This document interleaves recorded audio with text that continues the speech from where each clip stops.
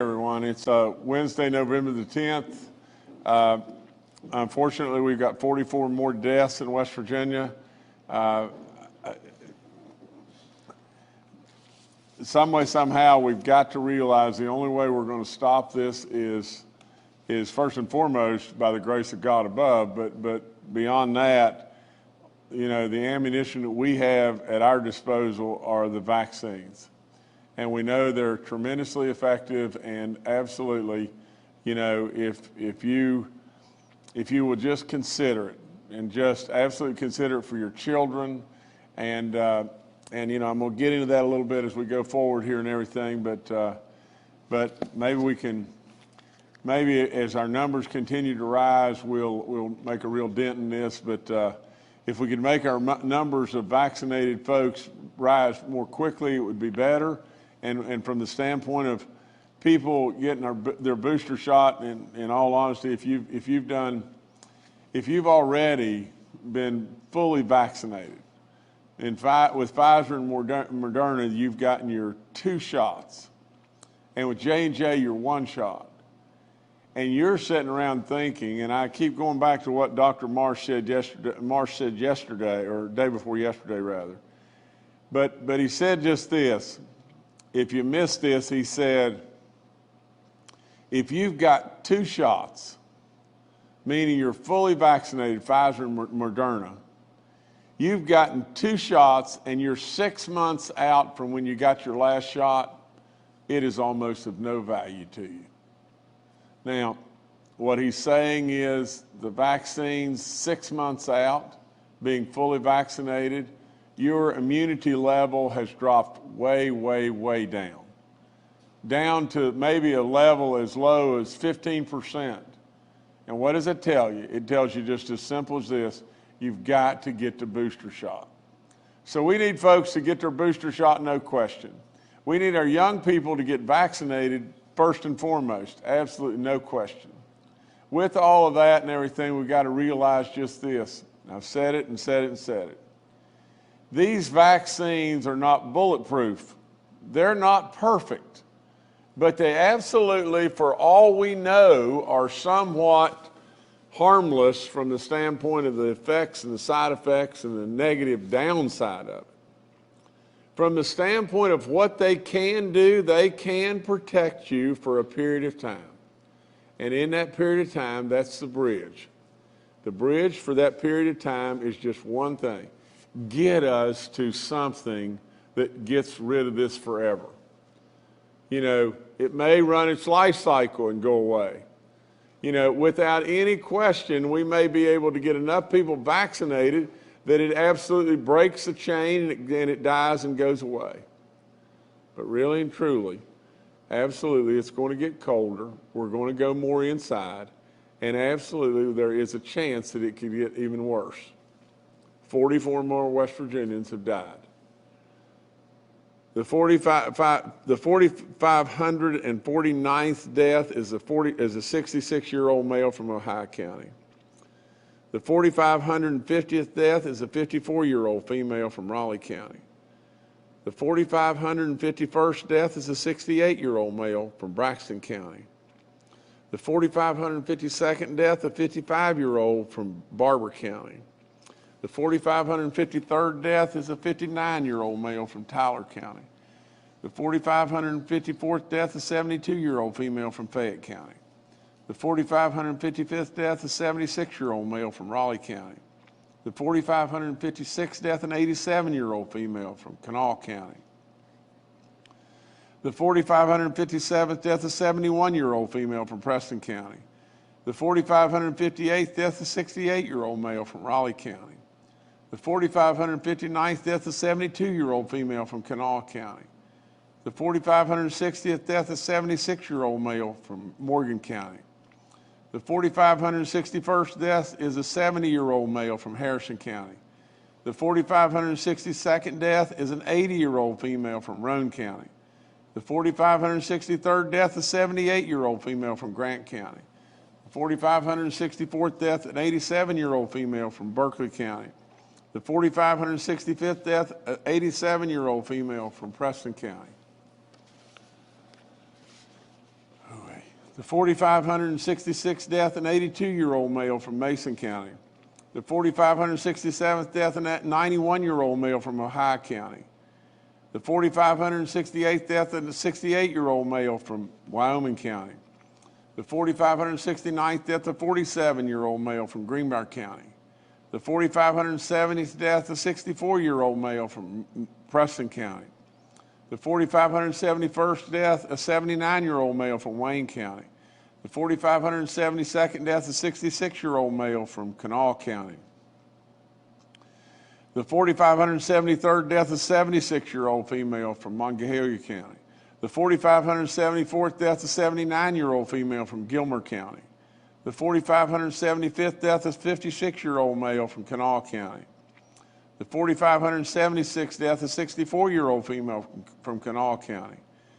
The 4,577th death, a 76-year-old male from Mason County. The 4,578th death, a 39-year-old female from Nicholas County. The 4,579th death, a 70-year-old female from Cabell County. The 4,580th death, a 65-year-old male from Monongalia County. The 4,581st death, a 90-year-old male from Kanawha County. The 4,582nd death, an 80-year-old female from Mineral County. The 4,583rd death, a 57-year-old male from Raleigh County. The 4,584th death, a 58-year-old female from Boone County. The 4,585th death, a 67-year-old male from Monongalia County. The 4,586th death, a 71-year-old male from Greenbrier County. The 4,587th death, a 66-year-old male from Monroe County. The 4,588th death, a 75-year-old female from Marion County. The 4,589th death, a 50-year-old female from Nicholas County. The 4,590th death, a 62-year-old male from Logan County. The 4,591st death, a 71-year-old male from Kanawha County. The 4,592nd death in West Virginia is a 71-year-old female from Lincoln County.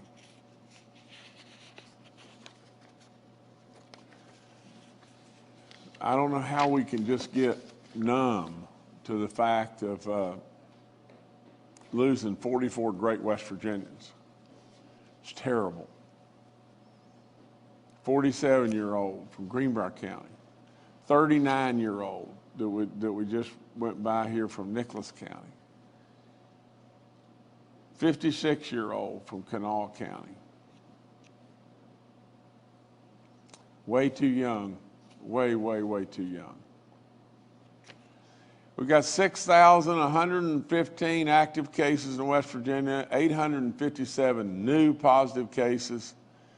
Our daily positivity rate is 6.68. Our cumulative rate is at 6.13. We have almost 270,000 people that have recovered. There's a little uptick, in our hospitals, but not much. There are 544 people in the hospital, 190 in the ICU unit, 94 on a ventilator. We do have, some level of brightness here. We've got 9 green counties now. That's better. 37 school outbreaks in 17 counties and 587 people, kids, or people with the school systems that are confirmed. I remind everybody 65 and older, if you've got any kind of symptom at all, get tested, please. You don't want this. You're 65 and above, you do not want to fool with this. It's nasty stuff, and the process of death is absolutely terrible.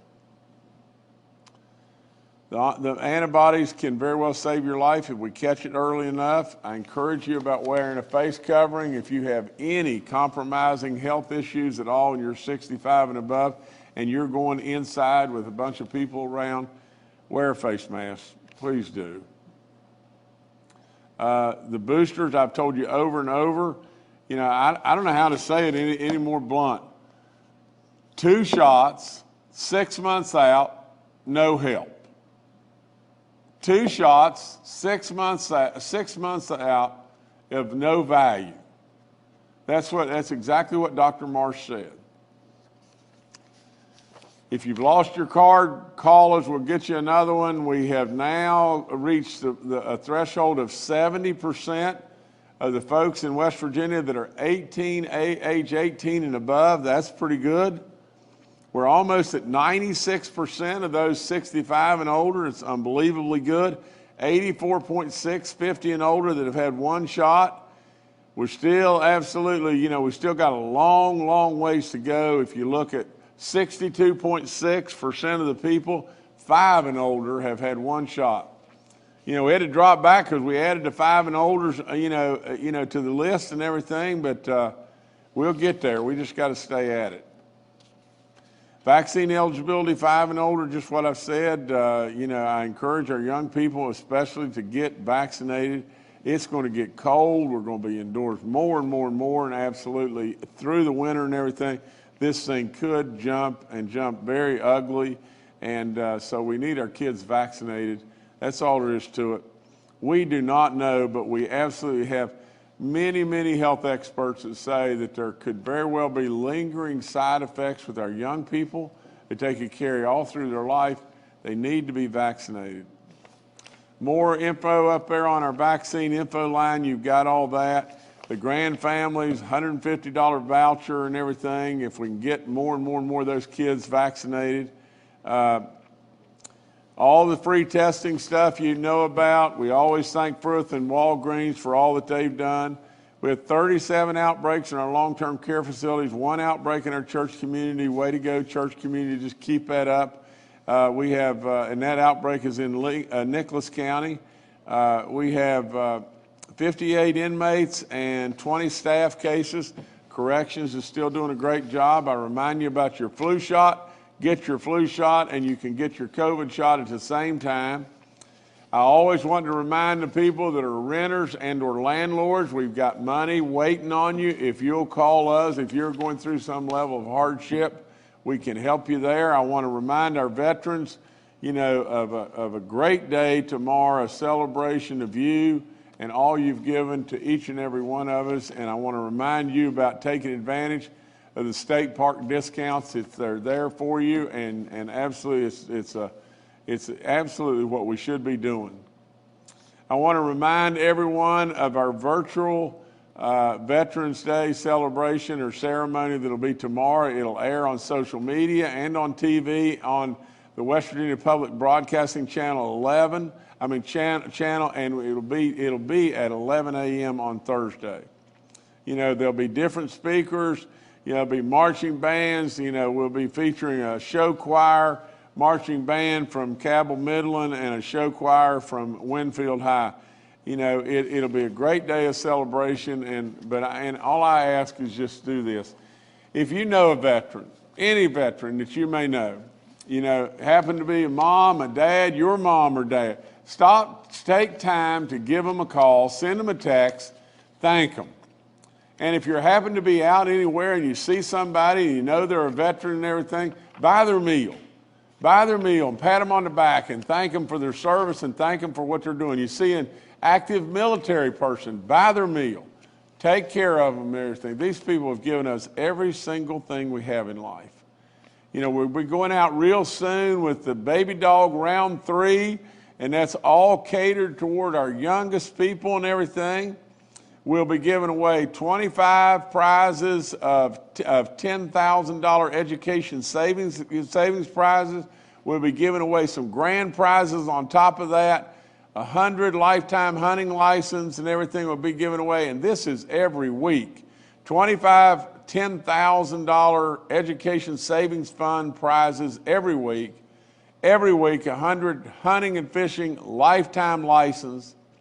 1 grand prize of the educational savings fund for a student, and 1 grand party at a school and everything that we'll be announcing later on when we get to the point where we've selected that school and that person.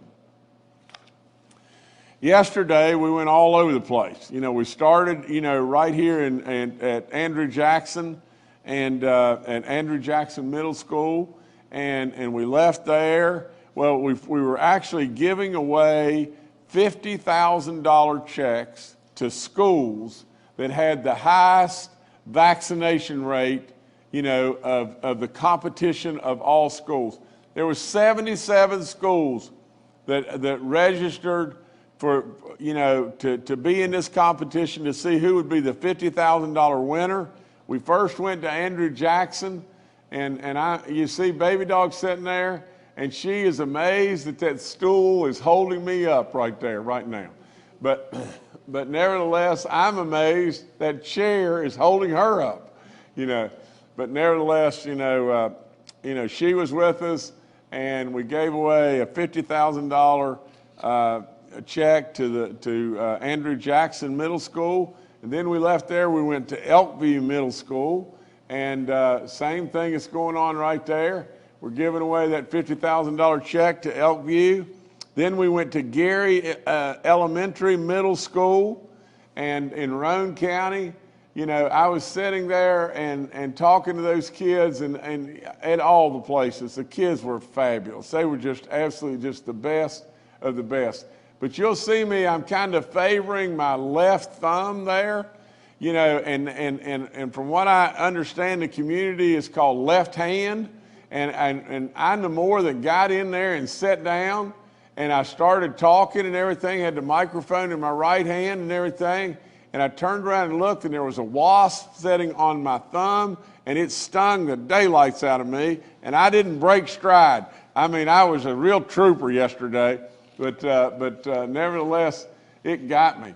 But and then we left there, and we went to Morgantown Learning Academy, and what a wonderful, wonderful school, and they also received the $50,000, and just really, really good stuff, and so proud of those kids and everything. They were all on their little mats, and they all sat out there.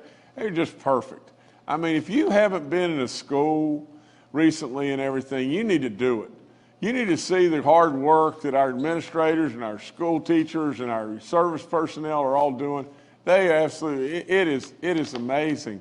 It is amazing how much these kids love their teachers, and they love, the cooks and the custodians and all the people, the principals, everybody that's taking care of them. The superintendents that came out yesterday, and just a lot of really good stuff going on all across our state. And so we were really proud of these schools, that had the highest percentage of vaccination, of the middle school winners. And so we're really proud of them. And we'll be going out. We've got 8 more. We've got 4 more elementary schools and 4 high schools that we'll be going out to in the days to come.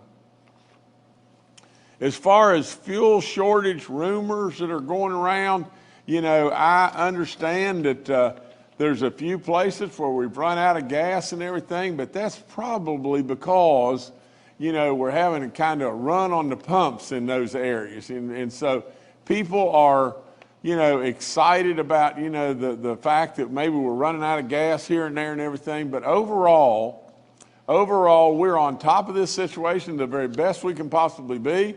And without any question, we do not believe that there is a gas shortage, nor are we told that there is a gas shortage that we're going to have to deal with. We have talked with Marathon at length, and, there may very well be some minor delays, but with all of that, we feel very strongly that everything is at what we've been told.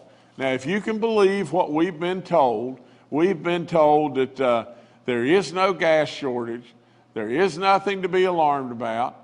But I do sympathize with the fact that we have had a few places run out of gas, and if you happen to go to one of those places and they were out of gas, we understand. We understand wholeheartedly, and but there are planned maintenance efforts. Is that right? There are planned maintenance efforts, going on right now within Marathon, and they're going to try to do better, and we're all going to try to continue to do better. But nevertheless, I just want to let you know there is nothing to be alarmed about at this time, as far as everything we've been told. So thank you so much. Okay, this one is something to be alarmed about, but I just don't get it. I really do not get it, and this has come from the Biden administration. But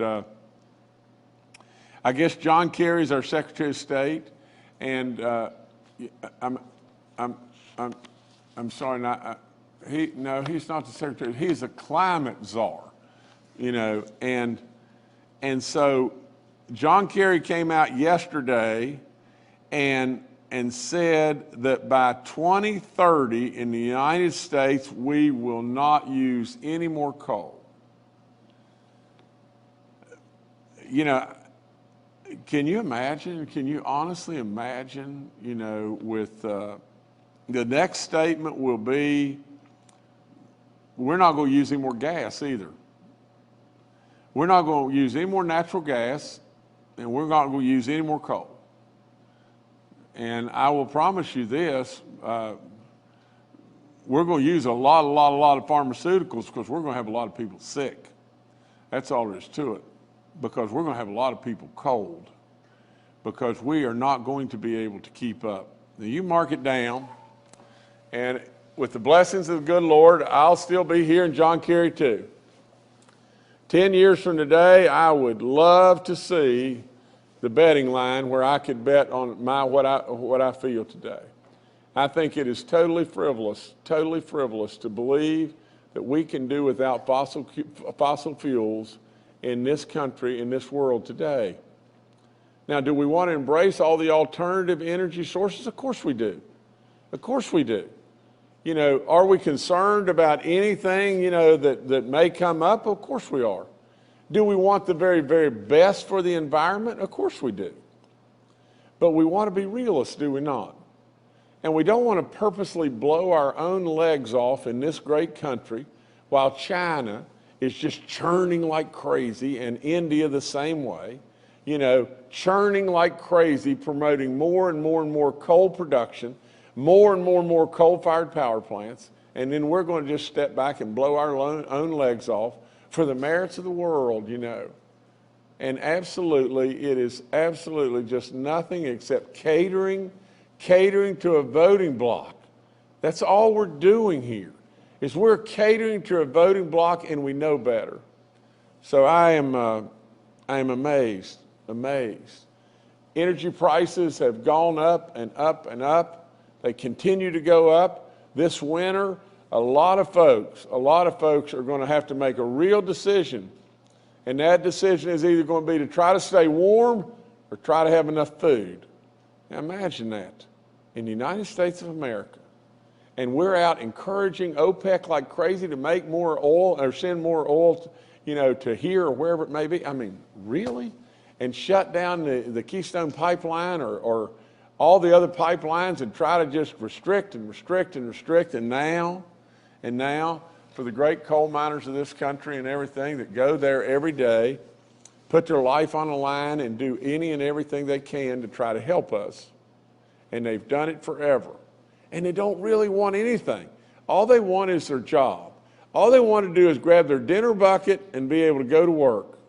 And for all those people and everything, we just turn and just slap them in the face.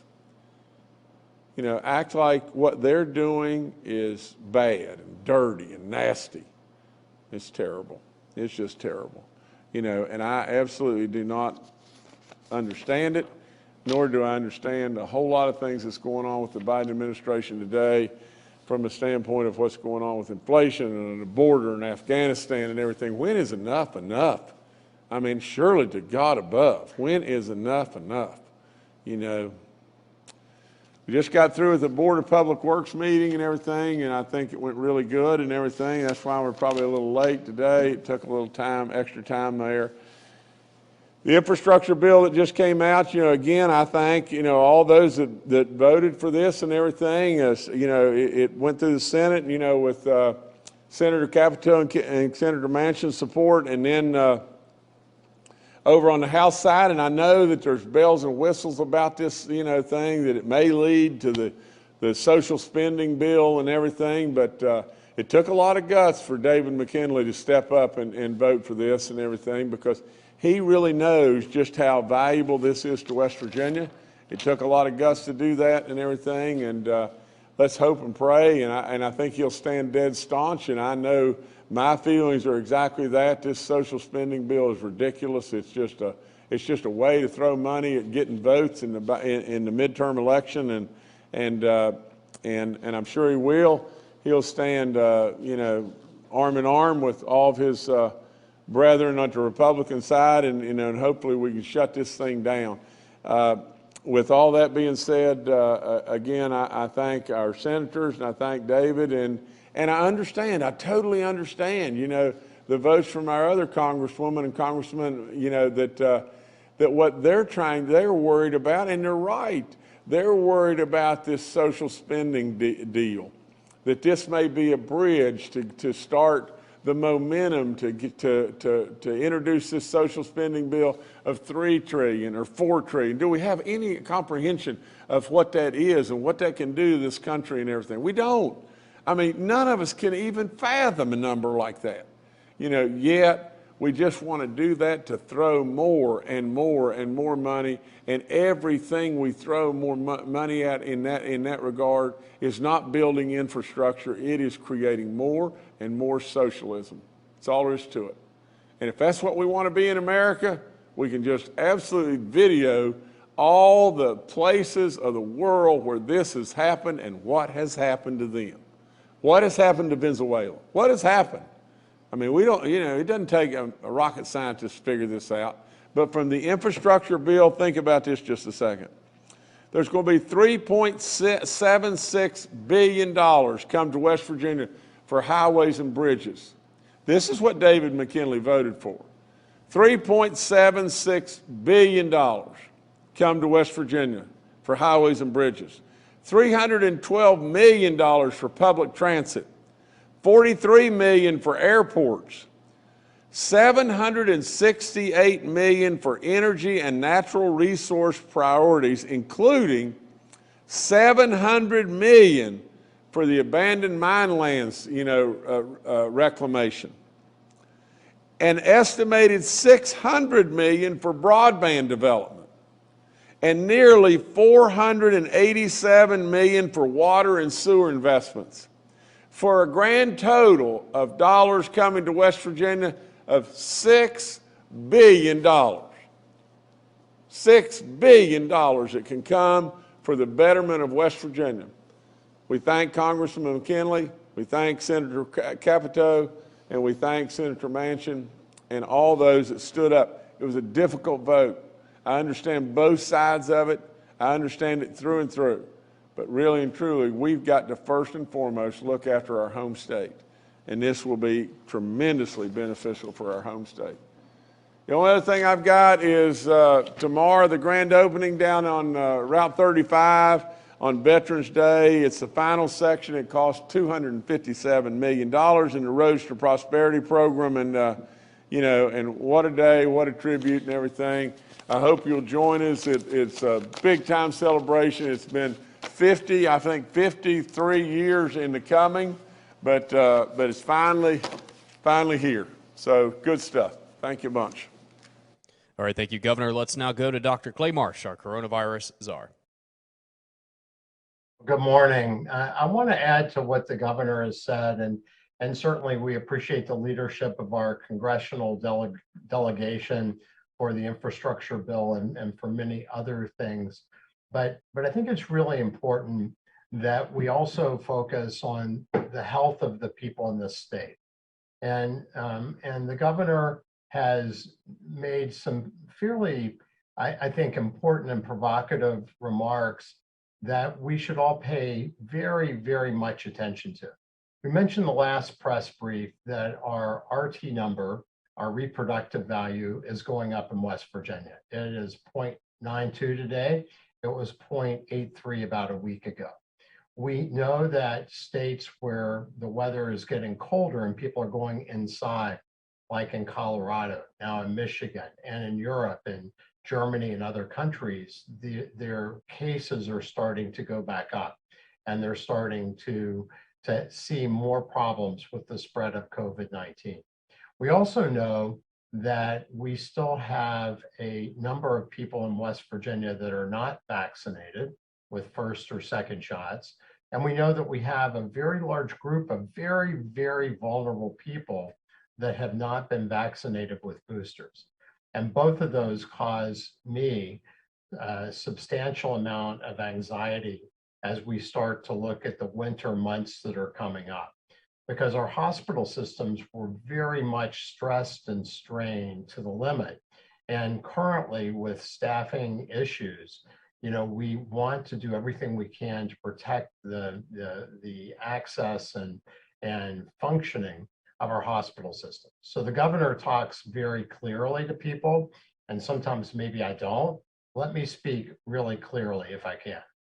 So number one is we know that this pandemic won't either go away or become an endemic, meaning that it may occur in a yearly basis like the flu, or less, until we get our population, which means in West Virginia, in our country, and then eventually in our world, to have immunity, active immunity at an 85 to 90% level.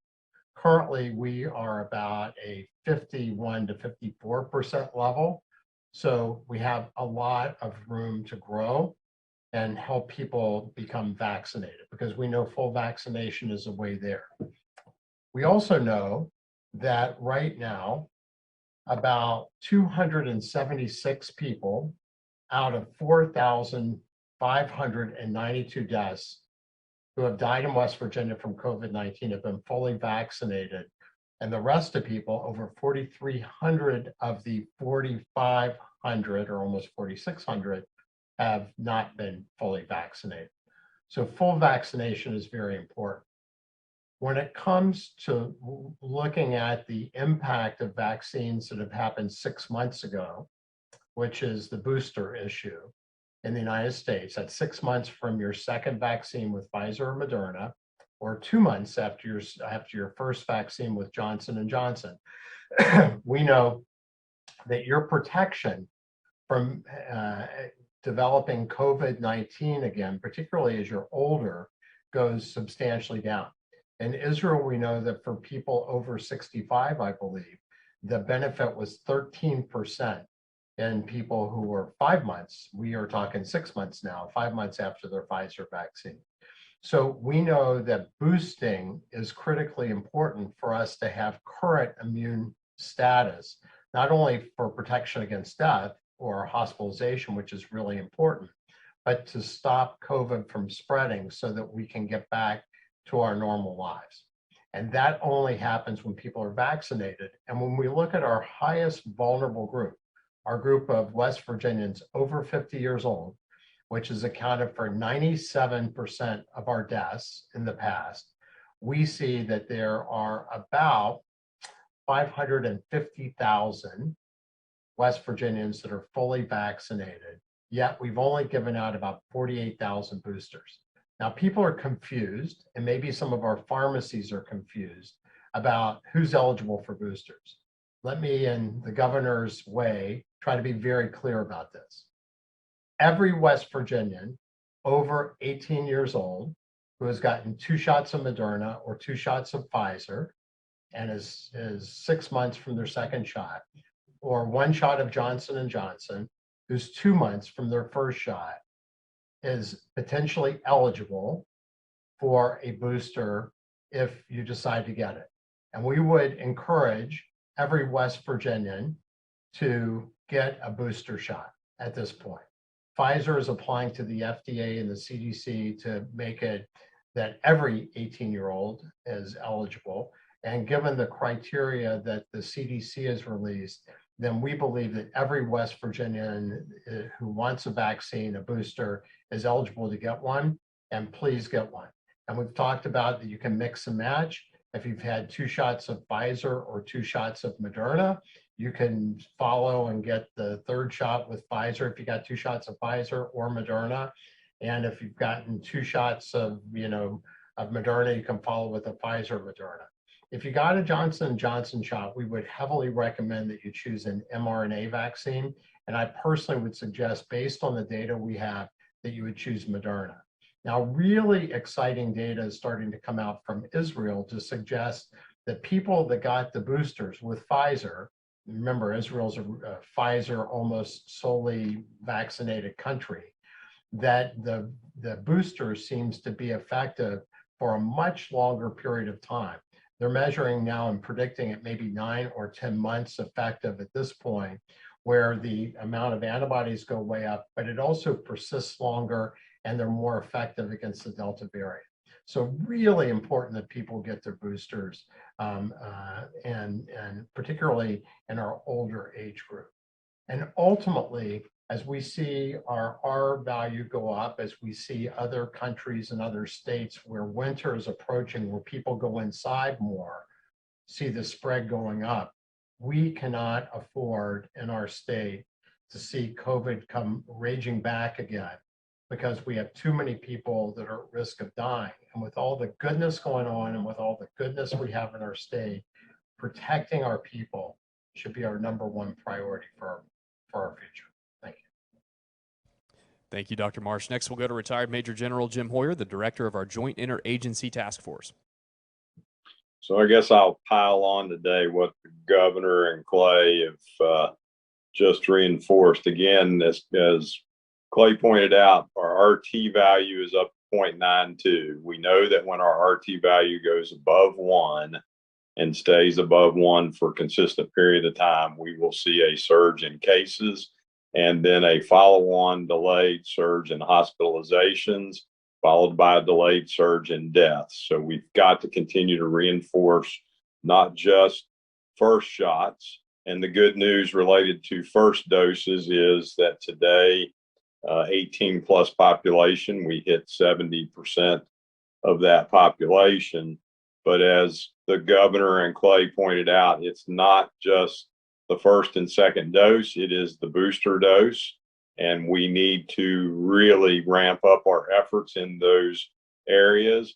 Hospitalization numbers, as the governor pointed out, while they have now dropped and plateaued to a degree, we still have a significant number of West Virginians in the ICU and on ventilators, and we know that we lose a significant number of those patients. So we've got to continue to double down on this.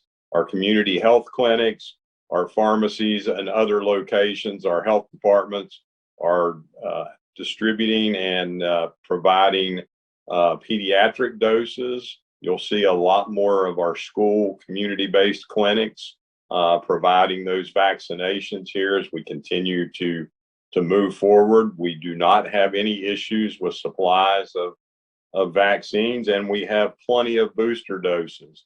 And I would again ask you, if you're confused about whether you're eligible for a vaccine, or if you have an issue identifying a location for a booster or a vaccine in general, please contact our hotline. Those folks do a terrific job. They do great work in making sure our West Virginia citizens get taken care of. And Jordan, if you could, just please put up again those who are eligible for the boosters.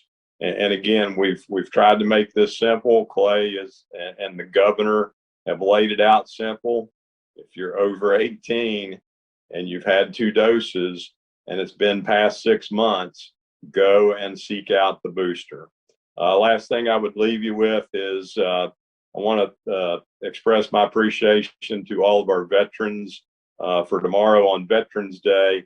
But also I would ask all West Virginians on Veterans Day not just to think about our individual veterans, but think about their families, and particularly think about the Gold Star families, those who have lost a loved one in the service to our nation.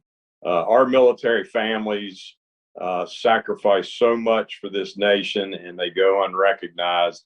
And I would just ask you not just to recognize the veteran, but recognize the family. Thank you. Thank you, sir. Dr. Aynam Jad and Secretary Bill Crouch are also joining us today and are available for questions. We'll now go to questions from members of the media. The first today from Mark Curtis with Nexstar Media. Good afternoon, everyone. It's just a strike of noon. First of all, thanks to the governor and thanks to General Hoyer for the shout out to the military members and their families. My daughter is a second lieutenant in the United States Army, and very proud of her, and we appreciate her service and all those that serve in uniform with her. In fact, she's going to be a guest this weekend on my show Inside West Virginia Politics. So if you want to meet my daughter, tune in. I want to drill down into these numbers a little bit because they are concerning. If you look at the number of people eligible, 18 plus, 1.4 million people, if only 48,000 have gotten their booster shot, that's just 3.3%. The other side of that is the Delta variant has surged up to almost 7,000 cases now. I want Dr. Marsh to address if those two numbers are related. And what is the state going to have to do to get more people to get booster shots? 3% is, I mean, last week it was 48,000. This week it's 48,000. That's a jump of just 3,000 people in 1 week. That's not a significant increase. So do we need another incentive program for the adults, for baby dog, or what are we going to do to try and get those numbers up? Guys, you know, let me,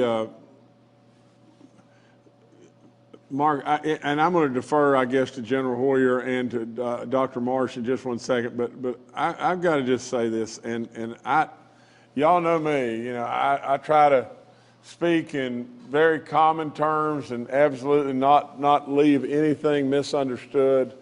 Try to be completely truthful all the time, or not try to be, am.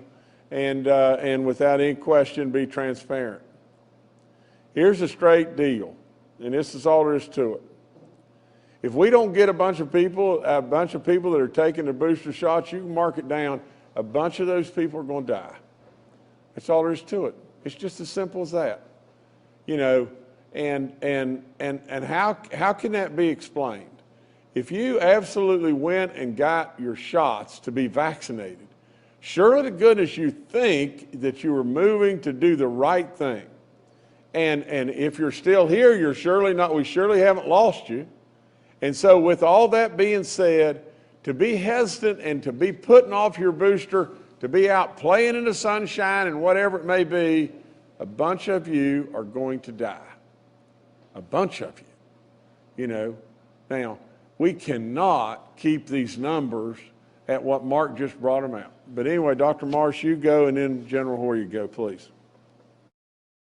Thank you, Governor, and thank you, Mark. I think, Mark, you're spot on.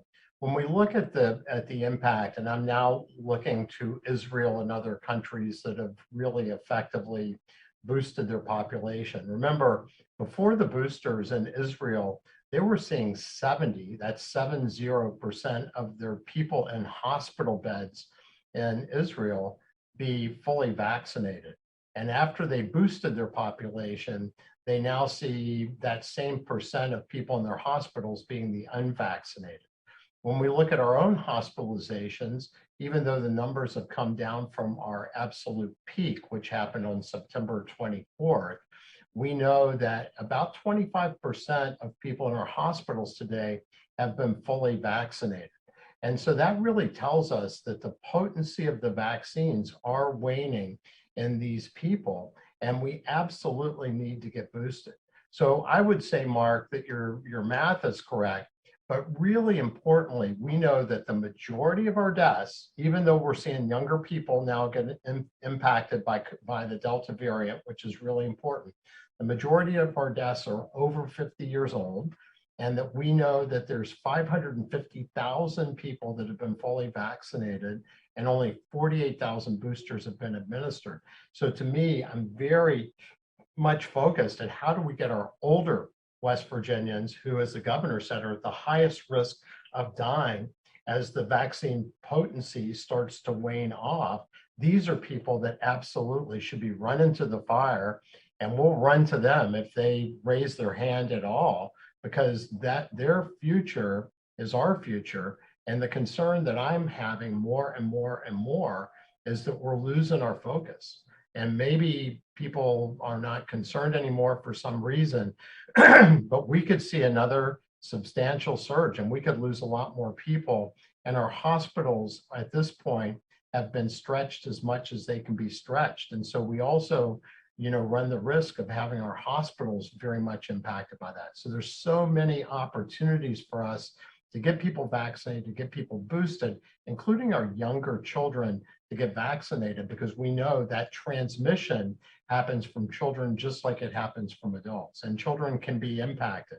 So getting vaccinated with your first and second shots really important. But right now, we have to run to the fire about boosters. And I personally don't understand why people aren't doing that now. I really don't. All right, thank you, Mark. Next, we'll go to Evan Bevins with Ogden Newspapers.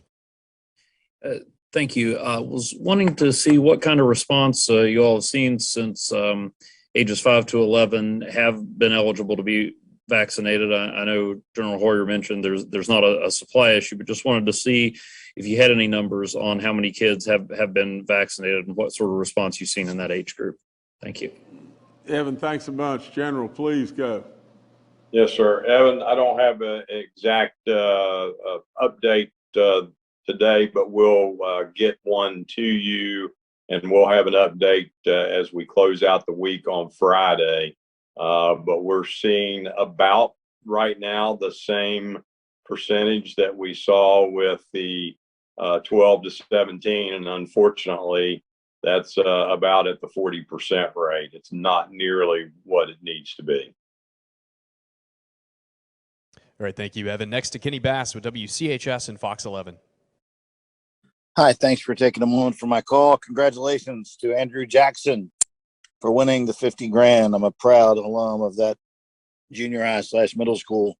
Of course, when I was there, it was the Raiders, not Crusaders, but that's a different story. I have a question for the governor and Dr. Amjad. Roger Topping, the administrator at Mercer County Health, has resigned. He said effective 30 days within the board, took up a motion and made it effective immediately because of the snafu and the vaccine dispensing for the 5 to 11-year-old crowd. I'd like to get your reaction to that move by both the governor and Dr. Amjad. And also, Dr. Amjad, you promised to take a look, and you've said that the incorrect dosing was taking place in other areas of West Virginia.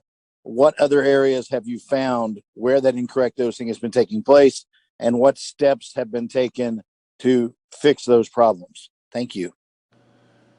Well, let me lead off.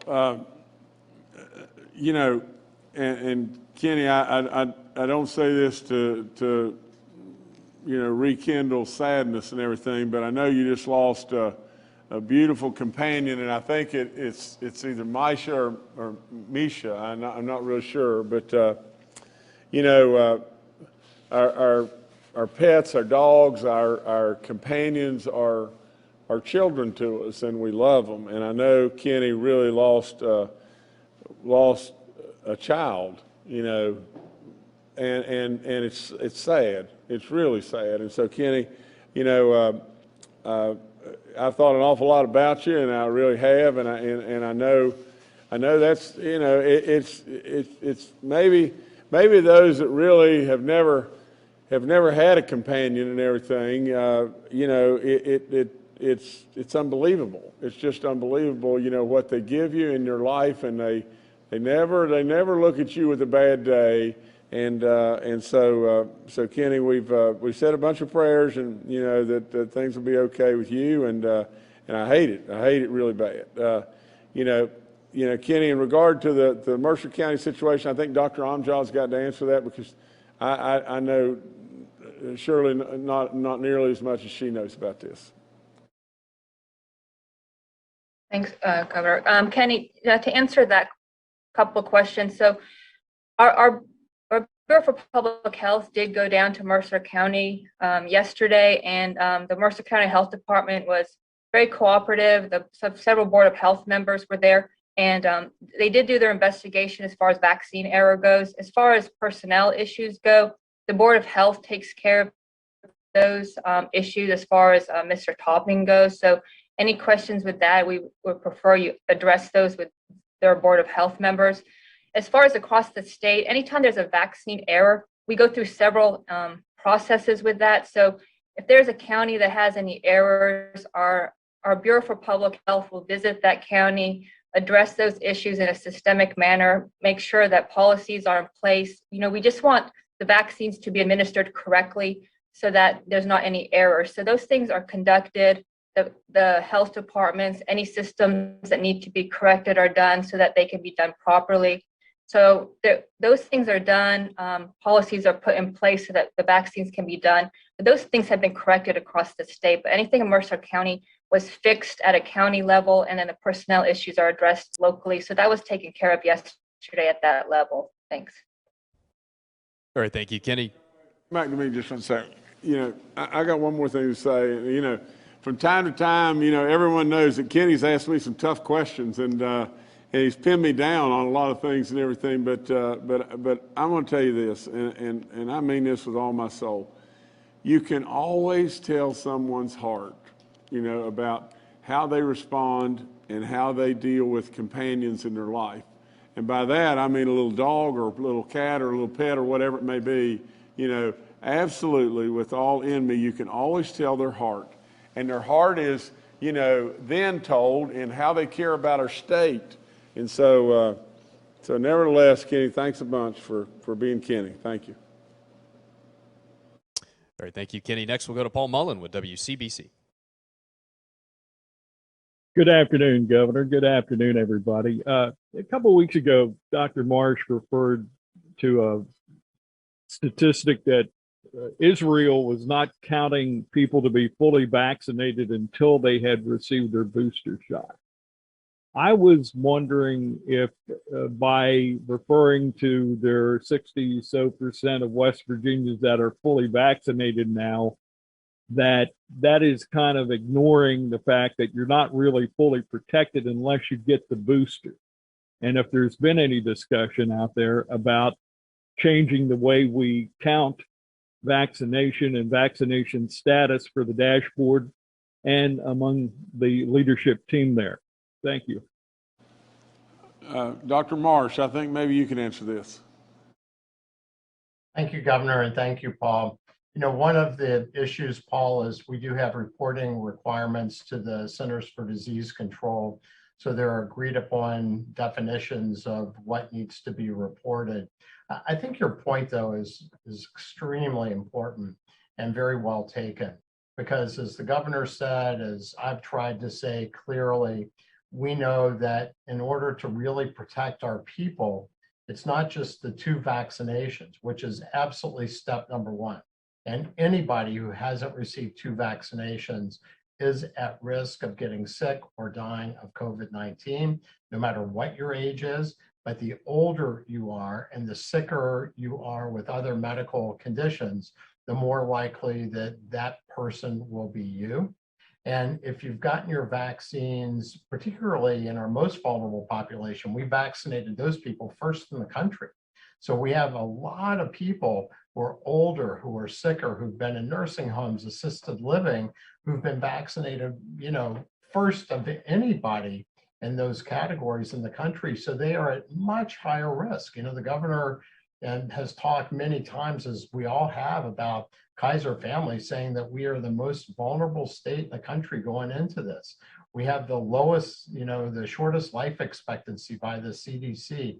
We have some of the most chronically ill people in the country. And I'm not saying that to in any way reduce the love or appreciation we have for people in this state, but we're really worried about the people that are fragile and vulnerable succumbing, dying from COVID-19. And these boosters are an effective way to prevent that. So we are absolutely with you, but because of reporting relationships and because of consistency, it's likely we'll continue the way that we're reporting, but your comment is very well taken. Thank you. All right, thank you, Paul. Next, we'll go to Charles Young with WV News. Hi, this is Charles Young with WV News. Dr. Morris, I wanted to ask about what you said about what they're seeing in Israel with the effectiveness of the booster shots. Does that indicate to you that in 9 to 10 months, we're going to need to encourage folks to go back and get a 4th shot? And then, 9 months after that, is this going to be something we have to keep back going and doing? Thank you. Before we go to Dr. Marsh, Charles, if that's the worst that happened in our lives, so what?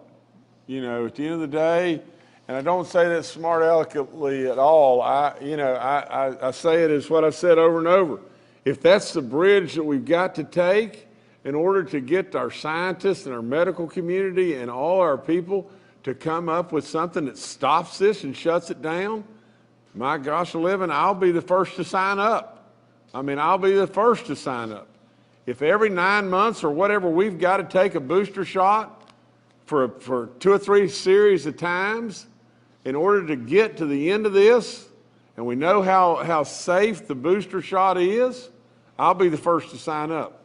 Dr. Marsh, please. Thank you, Governor, and thank you, Charles. We haven't seen the data from this yet, and that's going to be important. But the really, to me, cause for optimism is that we know that the first 2 shots have a beneficial time, highest potency of about 2 to 4 months. And then after about 4 months, we see a fairly marked reduction in potency over the next couple months. So after 6 months from the first vaccine or 5 months, we're seeing a very much diminished potency. And this is particularly true now with Pfizer, which is what a lot of the reports have been on.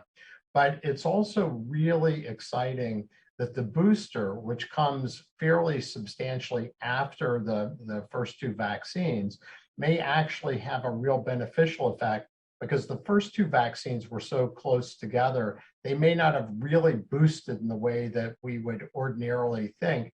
And this next shot might have done that. So they're following it now, and they're seeing that there is maintenance of potency for a much longer time, which should give us cause for optimism and some celebration.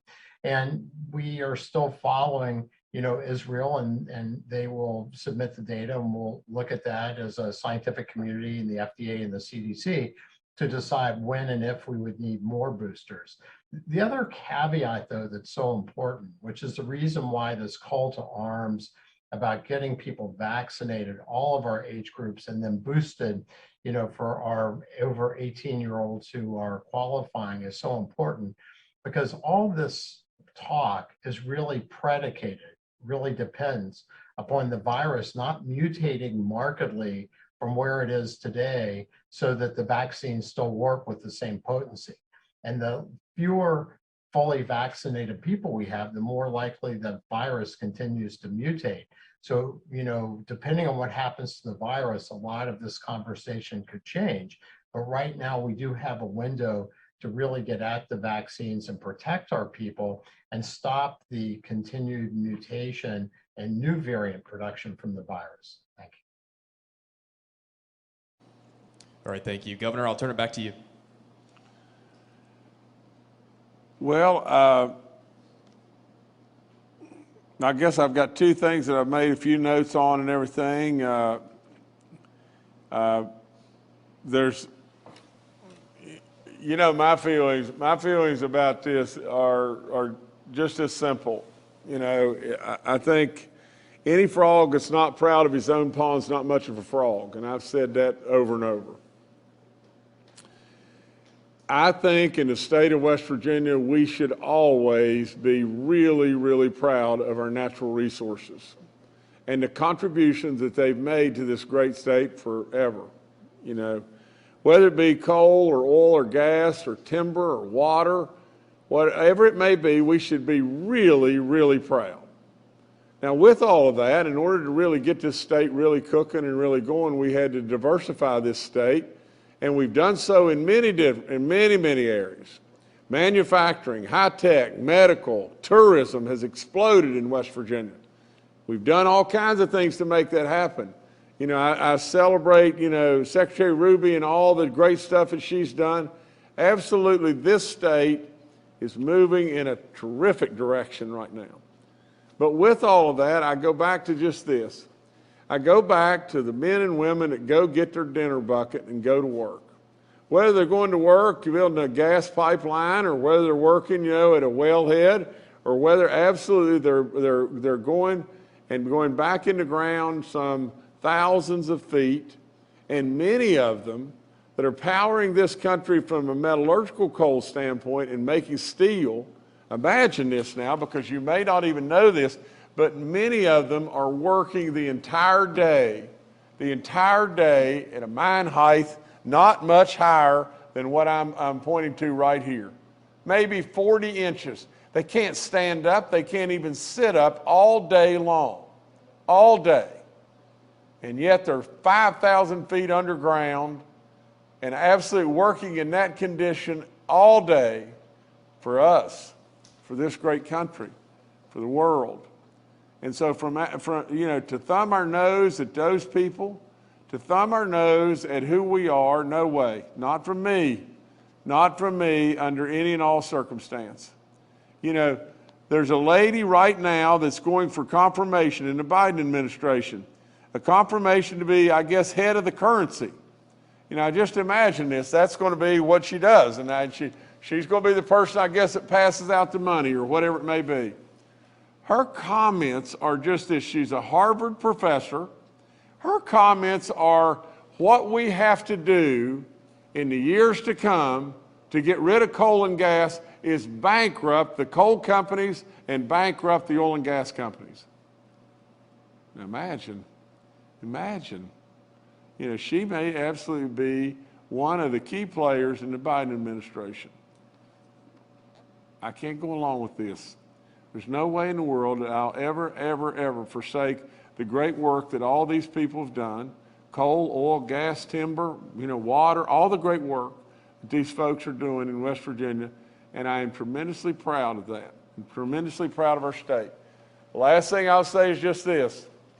We all embrace the alternative energies.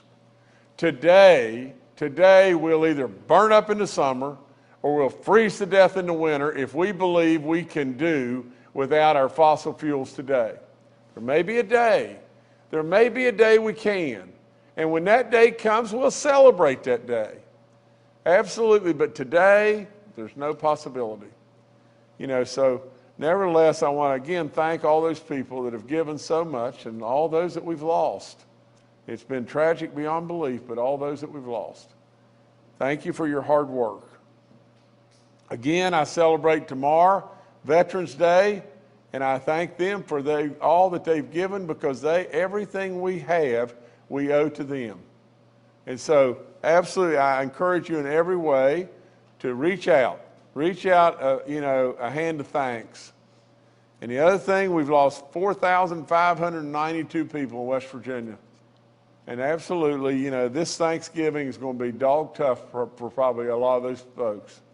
And I ask you to remember them in your prayers and reach out to them as well. The last thing I've got is just this and all there is to it. If you've not gotten your booster shot and you're fully vaccinated, you are making one bad decision in life. That's all there is to it. If you keep putting it off, you're making a bad decision. You're making a terrible decision. You made a good decision in getting vaccinated. You're still with us today. Absolutely, if you still continue to hesitate about your booster shot and thinking that you've got enough, you've done enough, you haven't done enough. Everybody in the medical community tells you loud and clear, the shots you have worn off. You got to get that booster shot. That's all there is to it. So please do it. Please have a wonderful Veterans Day, and absolutely just know that I mean it when I tell you I love you, and I mean it when I tell you I'm proud of West Virginia and proud of our great people. So God bless each and every one of you. Thank you.